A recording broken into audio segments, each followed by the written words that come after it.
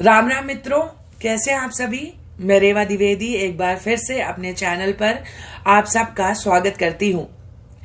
बेंगलुरु, बड़ी बैठक, बड़ा गठबंधन, बड़ा खुलासा। हमेशा की तरह चुनाव से पहले गठबंधन हो रहे हैं। इस बार तो भैया महागठबंधन हुआ है। और ये जो प्री पोल अलायंस, इनफैक्ट ये जो ग्रैंड अलायंस हुआ है, आपको बता दूं अब इसका नाम यूपीए नहीं रहा, इसको बदल करके इंडिया कर दिया गया है। India, Indian national developmental inclusive alliance.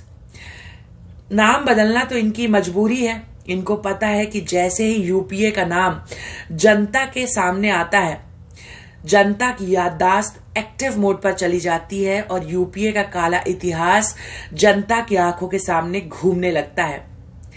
इसीलिए एक बार फिर से नाम बदल करके जनता को गुमराह करने का प्रयास किया जा रहा है। ठीक वैसे ही जैसे इंदिरा जी के नाम के आगे गांधी लगा करके दशकों देश के हिंदुओं को ठगा गया। पर अब जनता इनकी सच्चाई जानती है। जनता को यह भी पता है कि नए नाम के पीछे सारे के सारे पुराने लुटेरे हैं। आपको बता दूं कि कांग्रेस ने जो भ्रष्टाचार की नदी बहाई थी, उसमें यूपीए के हर एक नेता ने हाथ धोए हैं। और कांग्रेस में पी चिदंबरम एक अकेला नेता नहीं है जिसके चेहरे पर भ्रष्टाचार की कालिख पुती हुई है। Head to toe, top to bottom, हर कोई भ्रष्टाचार में लिप्त है।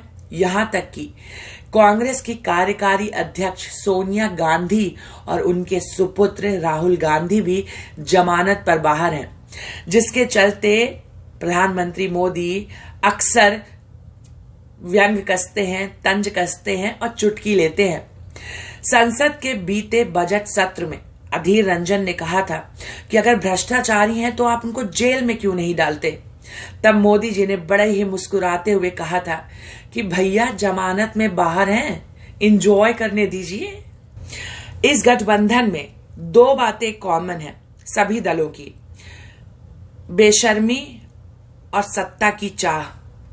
मुझे तो भैया इस गठबंधन में एक भी लायक चेहरा नहीं दिखता। अगर वह तनिक सा भी लायक होता ना तो वह इन लुटेरों की टोली में शामिल नहीं होता। मेरे हिसाब से तो देश का प्रधानमंत्री ऐसा होना चाहिए कि वह भले ही औसतन शिक्षित हो, लेकिन उसे देश के वर्तमान, इतिहास, संस्कृति का ज्ञान होना चाहिए। देश के कमजोर पक्ष और मजबूत पक्ष दोनों पर अच्छी पकड़ होनी चाहिए। वैसे भी हमारा देश तब भी स्वर्णिम युग कहलाया जब ऑक्सफोर्ड और हार्वर्ड जैसी यूनिवर्सिटीज नहीं थी, जब आधुनिक शिक्षा पद्धति नहीं थी। इस देश में ऐसा प्रधानमंत्री होना चाहिए जिसके संपूर्ण जीवन का लेखा जोखा जनता के पास हो। हमारा देश विविधता में एकता का देश है। हमारा देश भावनाओं का देश है। इस देश के प्रधानमंत्री को अमीर से लेकर गरीब तक, ऊंचे से लेकर नीचे तक हर व्यक्ति से कनेक्ट करना आना चाहिए। और इस गठबंधन में एक भी व्यक्ति ऐसा नहीं है जो जनता के साथ इमोशनली, भावनात्मक रूप से कनेक्ट कर सके। दिमाग पर बहुत ज्यादा जोर डालने के बाद भी इस गठबंधन में मुझे एक भी चेहरा ऐसा दिखाई नहीं देता जो नरेंद्र मोदी को टक्कर दे सके। बहुत ही ऑनेस्टली बोल रही हूं, यहां तक कि बीजेपी के अंदर भी एक भी ऐसा नेता नहीं है जो मोदी के मुकाबले 4 कदम आगे चल सके या मोदी के बराबर ही चल सके। वैसे इस गठबंधन को आप भ्रष्टाचारियों का संगम बुला सकते हैं, जिनका एक ही उद्देश्य है कि कुछ भी करके सत्ता हथियाना और इनके खिलाफ जो भी भ्रष्टाचार के सबूत है उनको साफ कर देना। एक उदाहरण आपको देती हूं। जब सुप्रीम कोर्ट ने दिल्ली सरकार को ट्रांसफर पोस्टिंग का अधिकार दिया, तब केजरीवाल ने क्या किया?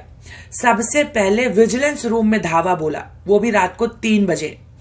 ये कह रहे हैं कि हम लोकतंत्र बचाने के लिए एक साथ आए हैं। इसके भी कुछ उदाहरण आपको देती हूं। जब 2021 के विधानसभा चुनाव बंगाल में हुए, तब ममता बनर्जी के नाक के नीचे इतनी हिंसा हुई हिंदुओं के साथ कि हिंदुओं को भागकर असम में शरण लेना पड़ा। जब महाराष्ट्र में एमवीए की सरकार थी, तब न जाने कितने लोगों को जेल में ठूसा गया। अर्नब गोस्वामी इसका सबसे बड़ा उदाहरण है। कंगना रनावत के साथ इन्होंने कैसा व्यवहार किया यह किसी से छुपा हुआ नहीं है। बिहार का एक छोटा सा यूट्यूबर मनीष कश्यप, उसकी जिंदगी इन्होंने नर्क कर दी।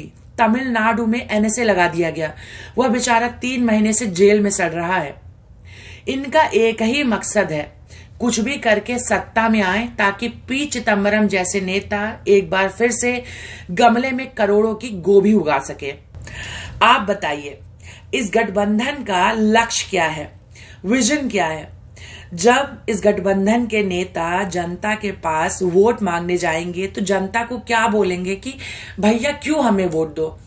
क्या सिर्फ इतना बोलने से ये चुनाव जीत जाएंगे कि मोदी को हटाना है, लोकतंत्र बचाना है? और मोदी को क्यों हटाना है? क्योंकि मोदी के काल्पनिक रिश्ते हैं अडानी के साथ। मोदी 10 लाख का सूट पहनता है, मोदी टेलीप्रॉम्प्टर देखकर भाषण देता है, मोदी को तस्वीरें खिंचाने का शौक है।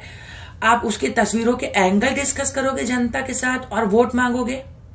आपकी अपनी उपलब्धियां क्या है जिसको दिखाकर आप वोट मांगोगे? आपका संयोजक कौन है? प्रधानमंत्री पद का दावेदार कौन है? अगर राहुल गांधी हैं तो राहुल गांधी की सदस्यता जा चुकी है। राहुल गांधी की अचीवमेंट ही क्या है? 10 साल यूपीए की सरकार रही, राहुल गांधी ने एक भी प्रोफाइल नहीं संभाला।